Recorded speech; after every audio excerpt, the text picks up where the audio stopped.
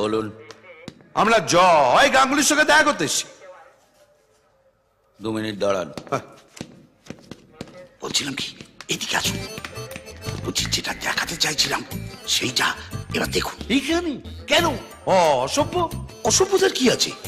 আরে আপনি সাধন, আমি ভজন, 2 ভাই মিলে একটু সাধন ভজন করবো। না, না। আরে দেখুন না। না না না না আরে দেখুন না। মা, আমাকে এসব দেখাচ্ছে। ভালো না? ভালো। এই এই সাধন ভোজন, সাধন ভোজন।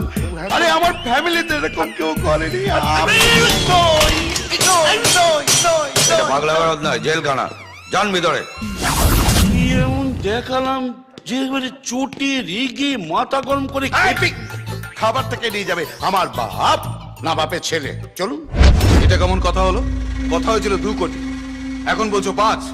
সময়ের সাথে অ্যামাউন্টটাও চেঞ্জ হয়, দিতে হবে। বেশ, টাকা দেবো না। আমার তোমাদের কোনো সাহায্যের দরকার নেই। আমি ইন্ডিপেন্ডেন্ট হয়ে জিতবো, না হলে পুরনো পার্টিতে ফিরে যাব।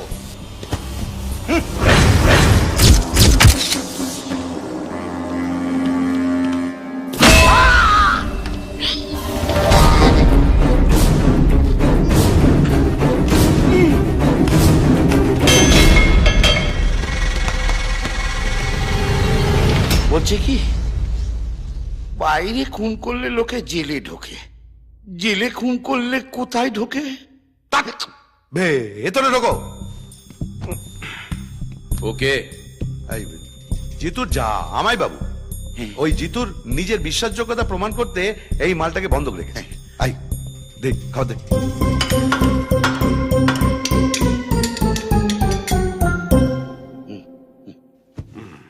দাদাকে বলে দিও এবার ইলেকশনের জন্য ক্যান্ডিডেটদের থেকে কালেকশনটা হয়ে গেছে, টোটাল 700 কোটি টাকা। এবার সালা চিফ মিনিস্টারের 108। এই 700 কোটি এই দিল লোকে। কেউ নিজের ইচ্ছায় দিল, আর কেউ জোর করে। যে দিচ্ছিল না তার টিকিট ভোটের না, ডিরেক্ট উপরে। বলছিলাম কি, পুলিশের ভয় তো আপনার নেই, উপরওয়ালার উপরে কি কোনো ভয় নেই? আমাদের নিউজ চ্যানেলে আজকে দুপুরে কোন এক অজানা শুভাকাঙ্ক্ষী একটি ভিডিও পাঠিয়েছেন, যে প্রাক্তন হোম মিনিস্টার শ্রী রামকৃষ্ণ গাঙ্গুলিকে মানুষ এতদিন সততার আধার বলে জানতো, তারই একটা অন্য দিক এই ভিডিওর মাধ্যমে ফুটে উঠেছে। প্রাক্তন হোম মিনিস্টার শ্রী রামকৃষ্ণ গাঙ্গুলির ভাই জয়ের কার্যকলাপ ও তার কথাবার্তার মাধ্যমে ফুটে উঠেছে অন্য একটা চিত্র, যেটা আমাদের চ্যানেল শুধুমাত্র আপনাদের কাছে সরাসরি পৌঁছে দিচ্ছে।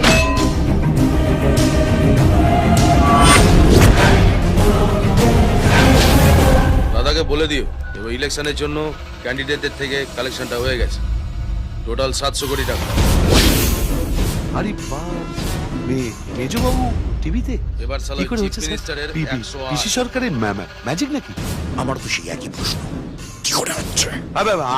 আমি কি করে জানবো? তুমি ওখানে ছিলে, তোমার সামনে হচ্ছিল ঘটনাগুলো। এত খেটে খুঁটে নিজের পলিটিক্যাল ক্যারিয়ার তৈরি করেছে, সেগুলো সবার সামনে এলো কি করে? যে বার করো এটা কি করে হলো? আর তার মাথায় 4টে বুলেট করছো। স্যার খেয়াল করেছেন আমরা যা বলছি তাই দেখাচ্ছে। এর মধ্যে নিশ্চয়ই কোনো টুকটাক আছে। টুকটাক না চাই, স্ট্রিং অপারেশন হচ্ছে, কোনো ক্যামেরা আছে কোথাও? এই খোঁজো খোঁজো। কারো তো ক্ষমতা আছে যে আপনার বাড়িতে ক্যামেরা রাখবে।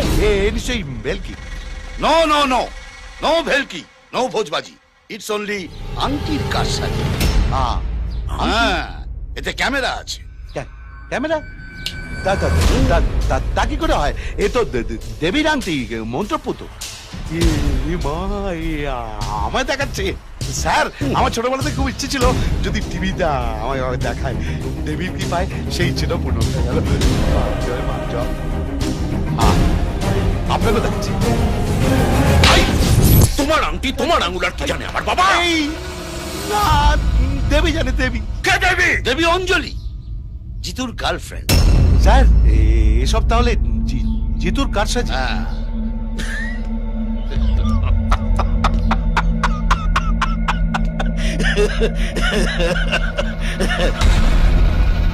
আমার ভাইকে বার করতে বলো, হাজি, এক্ষুনি।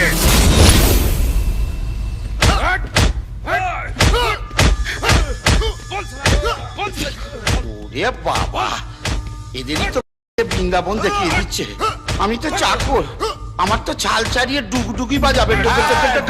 টুকটুকি বাজাবে আর তা দিন দিন না নাচাবে। এরকম চরিত্র হলে এরকমই হয়। এই যে পাশে দাঁড়িয়ে আছে শালা হোটেলের মালিক, আমাকে এমন দেবী অঞ্জলির শান্তি বলালো, আমি শালা পুরো ঢুকে গেলাম। দাঁড়া না দাঁড়া, জিতুকে আসতে দিন, তখন দেখবেন মিল্ক কা মিল্ক, ওয়াটার কা ওয়াটার করে ছেড়ে দেবে। এই, ও বাবা।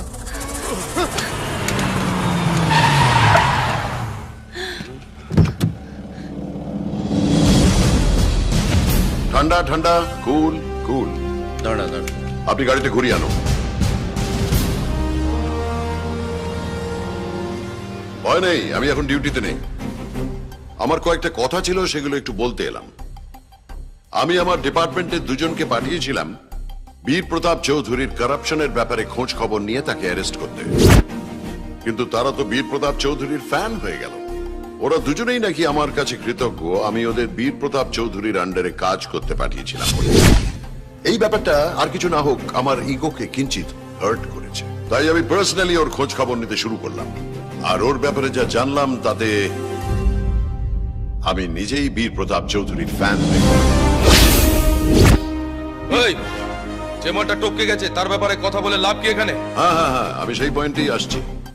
কিন্তু সেটা বলার আগে আমি এটাও বলিনি যে যার যার হাই প্রেশার আছে বা ব্লাড সুগার আছে বা অ্যাজমা আছে, তারা নিজের নিজের ওষুধগুলো একটু হাতে নিয়ে নিন, কারণ এর পর যা বলবো সেটা শোনার পর কিন্তু এই ওষুধগুলো দরকার হবে। হরিয়ে মাধব, আরে কথাটা কি সেটা তো বলো। বীর প্রতাপ চৌধুরী আর জিতু দুজন আলাদা মানুষ নয়, ওরা এক। সে কি? হরিয়ে মাধব, হতেই পারে না। হ্যাঁ, বীর প্রতাপ চৌধুরী সেই দিন সেইখানে মারা যায়নি।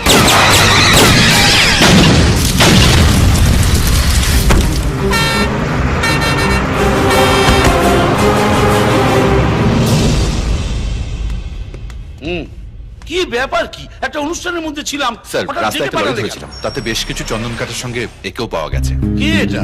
জানা নেই, মাথার চোটটা বড্ড বেশি, বোধহয় মেমোরি লস হয়ে গেছে, কিছুই ওনার মনে নেই। হ্যাঁ বলো। আচ্ছা কি ব্যাপার তোমার? যাবার সময় যে বললে এক্ষুনি আসবো, তার কি হলো? আরে বাবা, একটা কেস নিয়ে এসেছি, এক্ষুনি আসছি। আমি সব সময় দেখেছি, যখনই আমি আমার ভাইয়ের জন্য পুজো দিই তখনই তুমি পুট করে পালিয়ে যাও। এই যে শোনো, এই পুজোর পর আমি যদি ওকে খুঁজে না পাই না, কাশিতে গিয়ে আমি 1000 ব্রাহ্মণ ভোজন করাবো। 1000?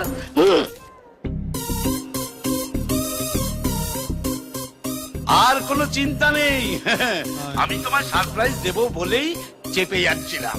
তুমি জানো তোমার ভাইকে খুঁজে পাওয়া গেছে। জিতুকে খুঁজে পাওয়া গেছে? হ্যাঁ, খবর পেয়েই তো আমি ছুটতে এলাম। হ্যাঁ গো, সত্যি জিতু? হ্যাঁ গো, তুমি বলেছিলে না ছোটবেলায় এই নাকের নিচে একটা জরুল ছিল, বড় হয়ে সেটা গোঁফ হয়ে গেছে। আমাকে কেন? স্যার, আমরা দেখতে পাই ও চন্দন কাঠের উপর পড়ে আছে, ওর মেমোরি লস হয়ে গেছিল, তাই সুবিধা হলো। উনি ওনার স্ত্রী এবং বাকি সবাইকে ওই পেশেন্টকে নিজের শালা হিসেবে কনভিন্স করেন।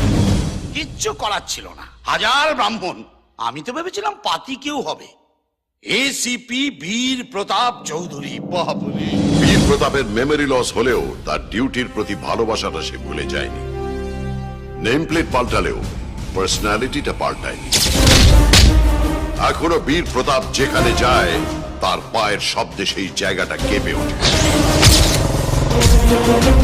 তোমরা সবাই ভগবানকে থ্যাংক ইউ বলো যে এখনো পর্যন্ত স্মৃতি ফিরে আসেনি। বাই চান্স যদি ওর মেমোরি ফিরে আসে, তাহলে তোমাদের সবার মেমোরি কিন্তু ওর লস করিয়ে দেবে, এটা নিয়ে কোনো ডাউট নেই। তোমরা নিশ্চয়ই ভাবছো আমি এখানে এত কথা বলে তোমাদের অ্যারেস্ট না করে চলে যাচ্ছি কেন, কারণ আমার কাছে আমার ডিউটির থেকে এই ইমোশনটা অনেক বেশি। তোমাদের সবাইকে বীর প্রতাপের জন্য ছেড়ে গেলাম। ও হ্যাঁ বয়েজ, কাল থেকে ডিউটি জয়েন করো। আজ আমায় স্বপ্ন দেখাবি আয়, এক নতুন গল্প শোনাবি আয়, তুই মিশে যা আমার কল্পনায়, তুই মিলে যা আমার গল্পটায়।